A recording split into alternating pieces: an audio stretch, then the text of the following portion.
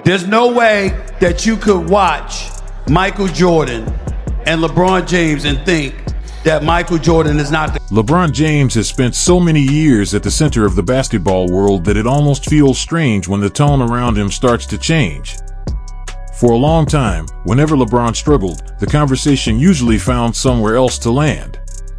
People blamed the coach, the roster, the front office, the schedule, injuries, chemistry issues. There was almost always another explanation waiting nearby. And to be fair, sometimes those criticisms were completely valid. Basketball is never just about one player. But lately, the conversation feels different. The patience sounds thinner. The excuses sound louder. And even some of the voices that spent years defending LeBron at every turn are starting to ask harder questions. And the biggest question right now is not about scoring. Nobody doubts that LeBron James can still score. Nobody doubts he can still produce highlight moments, throw down dunks, push the break, or make spectacular plays that remind people how unbelievable his longevity really is. The real criticism is about consistency on the defensive end. That's where this debate is getting uncomfortable. Reports of meetings involving J. Redick, LeBron, and Luka Doncic after poor defensive stretches say a lot about where the team's focus is right now. Because when coaches start directly addressing effort and defensive intensity with superstar players, it usually means the issue has become impossible to ignore internally. And this is where the age discussion enters the conversation. Every time LeBron's defense gets criticized, the immediate response is usually the same: he's 41 years old. What do people expect? On the surface, that sounds completely fair. No player in NBA history has carried this kind of workload at that age. It's unreasonable to expect him to sprint full speed through every possession like he's still in his late 20s. But critics are now pushing back with a different argument. They're saying you can't celebrate the athletic moments as proof he's still superhuman while also using age as a shield every time the effort level drops defensively. Because when LeBron explodes for a dunk, races down court in transition, or makes a vintage chase down block, the conversation instantly becomes, look at this 41-year-old doing impossible things. The praise gets louder. The GOAT debate gets reignited. His longevity becomes part of the legend again. So naturally, people start asking, if he's still capable of those moments physically, why should defensive lapses automatically be untouchable subjects? And honestly, that's the core of the entire debate right now. Critics believe LeBron receives full credit for the spectacular moments, but whenever the conversation shifts toward defensive consistency or effort, the standards suddenly change. The conversation becomes about fatigue, mileage, and preserving energy instead of accountability. Meanwhile, supporters argue the opposite, that at this stage of his career, LeBron's offensive responsibilities are already historic enough, and expecting non-stop defensive intensity on top of that is unrealistic. That's why this discussion has become so divided. Because it's no longer about whether LeBron is still great. It's about what kind of greatness people should realistically expect from him now. And for the Los Angeles Lakers, that question matters a lot more than people think. Because when you're trying to compete for championships, defensive effort from your stars isn't optional. It sets the tone for the entire team. And right now, that tone is being questioned louder than ever before.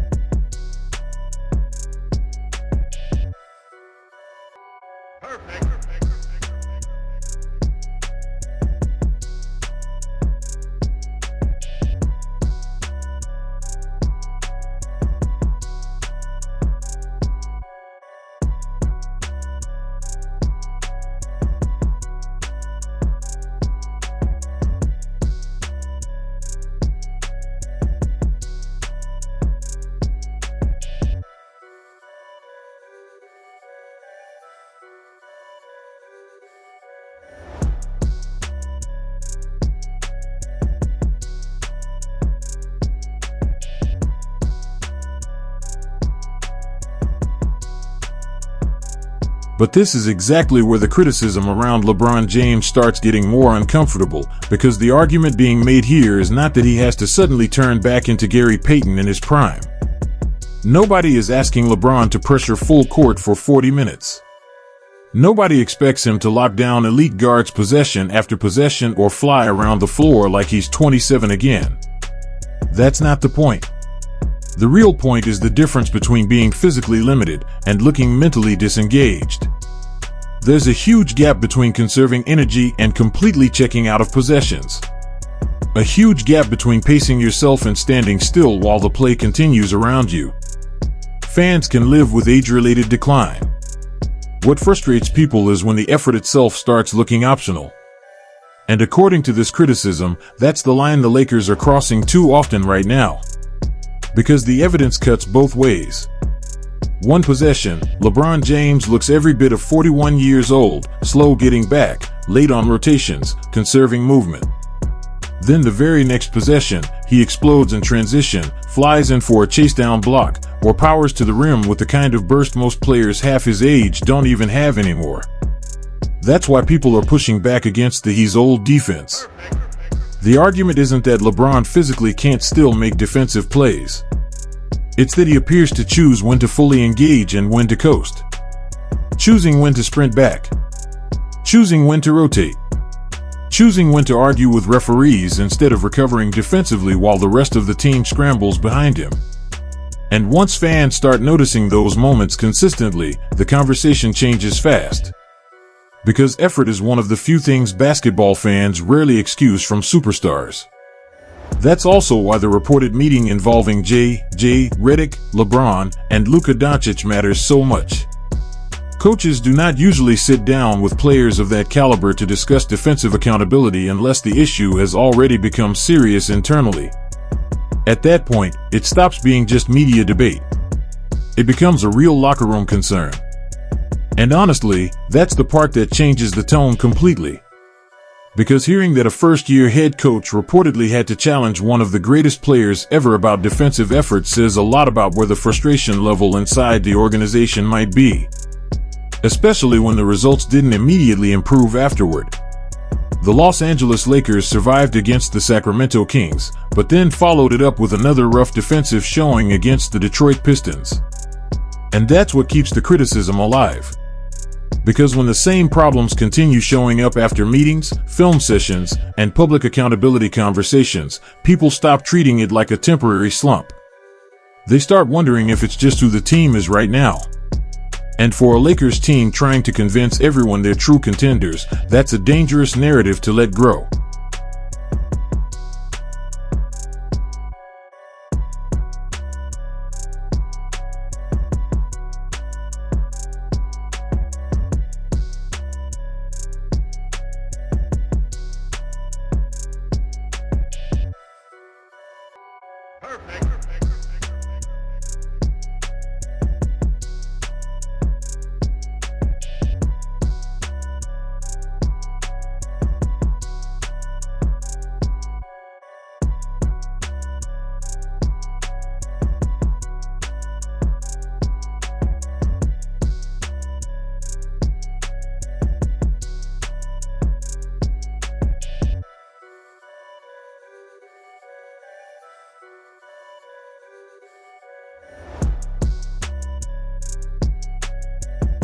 The bigger issue here is that the criticism around LeBron James is no longer just about a few bad defensive possessions.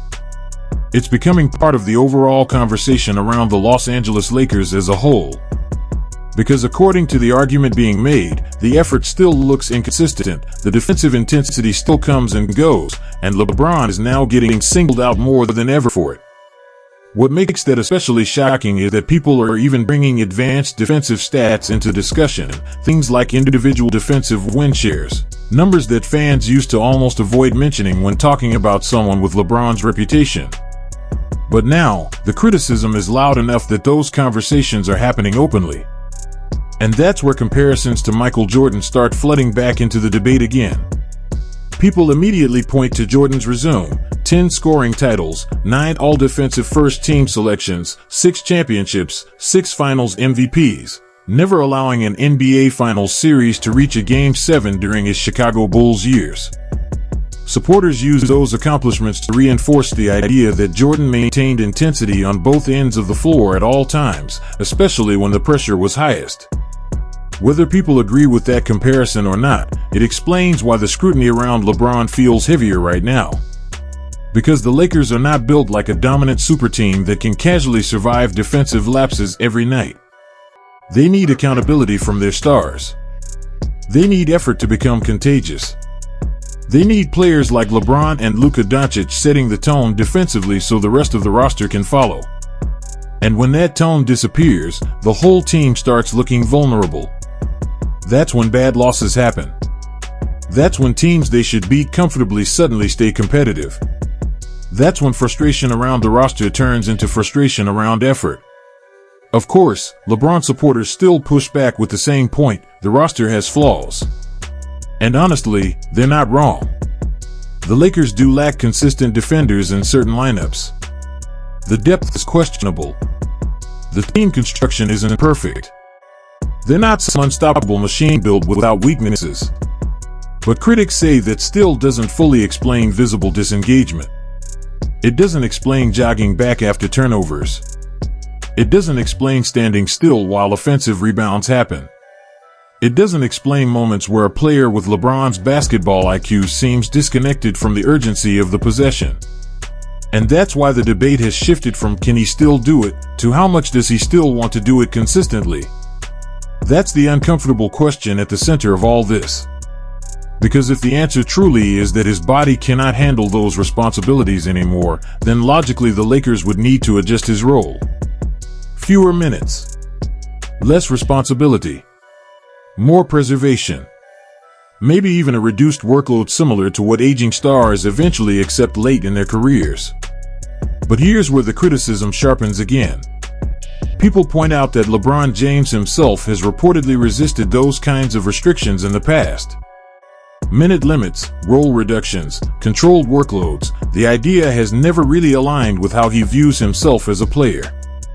And honestly, that makes the conversation even more complicated. Because you can't simultaneously reject limitations while also asking people to ignore the consequences that come with carrying such a massive role at 41 years old. That's why the pressure around the Lakers keeps growing. The team is stuck between two realities at the same time. LeBron is still great enough to demand superstar responsibility, but old enough that sustaining that responsibility every possession is becoming harder to ignore.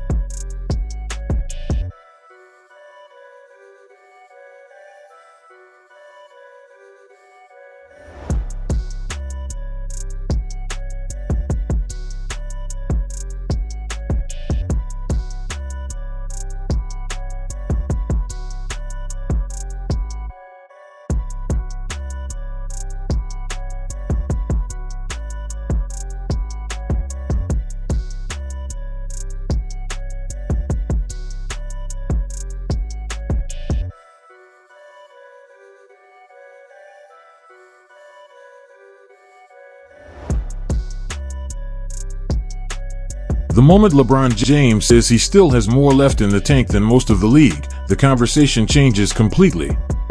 Because once you insist you can still handle superstar minutes and superstar responsibility, you also open the door to superstar-level criticism. You can't lean into the "I'm still elite" narrative when the praise is flowing and then suddenly pivot to age as a shield whenever accountability shows up. And honestly, that's the exact contradiction critics keep hammering. They call it the "you can't have it both ways" problem.